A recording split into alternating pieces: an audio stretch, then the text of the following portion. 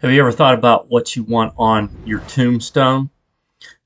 Maybe rest in peace, maybe two dates, the date you were born, the date you died, maybe in loving memory. I see that on a lot of tombstones. But what if you could have something better on your tombstone? What if you could have on your tombstone what was said of the great believers of old, that the world was not worthy of them? Imagine if you could have that on your tombstone.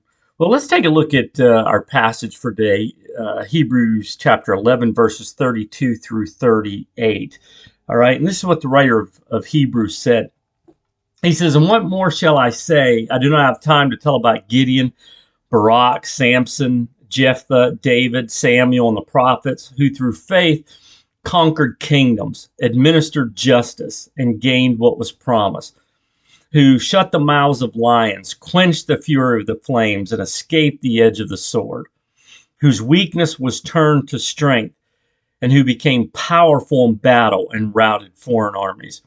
Women received back their dead raised to life again. Others were tortured and refused to be released so that they might gain a better resurrection. Some faced jeers and flogging, while still others were chained and put in prison. They were stoned, they were sawed in two, they were put to death by the sword. They went about in sheepskins and goatskins, destitute, persecuted, and mistreated. The world was not worthy of them." What if you could have that on your tombstone? The world was not worthy of them.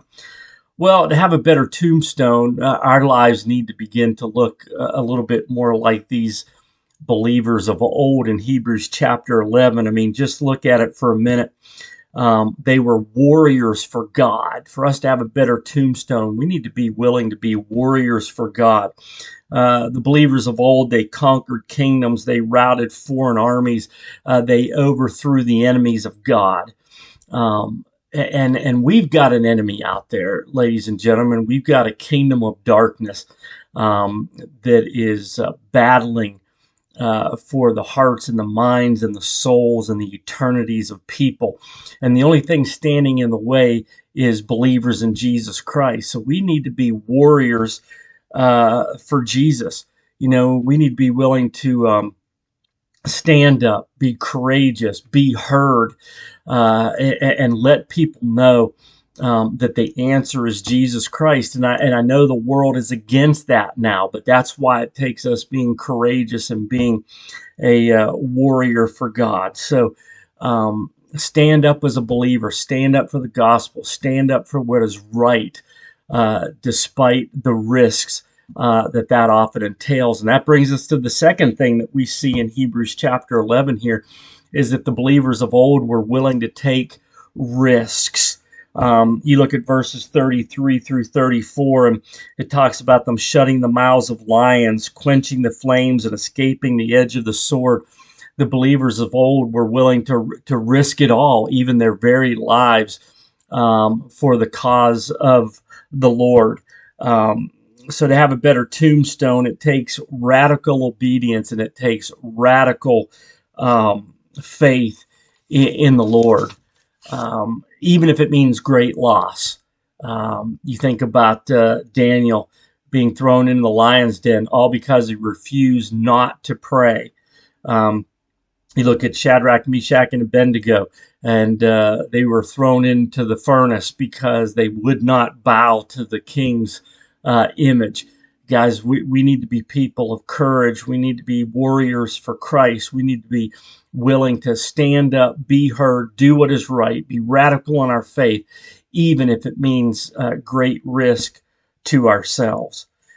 Third thing that we see in Hebrews chapter 11 is that the great believers of old were willing to be uncomfortable. You look at verses 36 through 37, it talks about them facing jeers and floggings and imprisonment. That's not comfortable. It says that they were destitute, persecuted, and mistreated. That's not comfortable. But that's what it takes to take a stand for the Lord and for what is right. To have a better tombstone requires being uncomfortable at times, uncomfortable physically, uncomfortable emotionally. And yet we live in a day and age where professing Christians can't even come out to church if it's raining. Um, they won't talk about Jesus for fear somebody might be offended.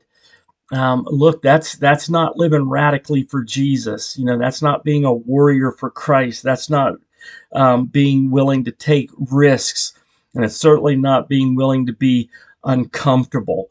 But that's what it's going to take in order for us to reach the world for Christ and overthrow the kingdom of darkness.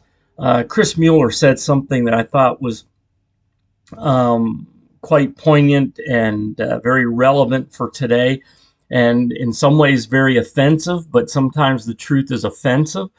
But Chris Mueller says this. He said, if I had one special criticism to level against the average Christian, it would not be that they're doing something so terribly wrong, but the fact that they are not really doing anything. You know, that's a sad commentary on believers today. So to have a better tombstones means doing something for God, despite the risk or how uncomfortable it is. And when you're a warrior for Christ, when you're willing to take that stand and take those risks and be uncomfortable, that's when you'll see the glory of God. And that's when you can have a better tombstone. So just imagine for a moment when the end of your life comes. And because of how you lived for Christ, someone would put on your tombstone your birth date. And then it would say, the world was not worthy of them. And then your death date. And then underneath it would say, because they lived for Jesus. That's a better tombstone. All right, guys, thanks for joining me for a new day in the Word. And we went so much deeper into Hebrews chapter 11 this past Sunday at New Day Fellowship. So I really invite you to join us for the discussions, the worship, the kids program, the free breakfast, and being part of a family. We're doing something different at New Day Fellowship. Come check us out. 115 North Fayette Street in Shippensburg.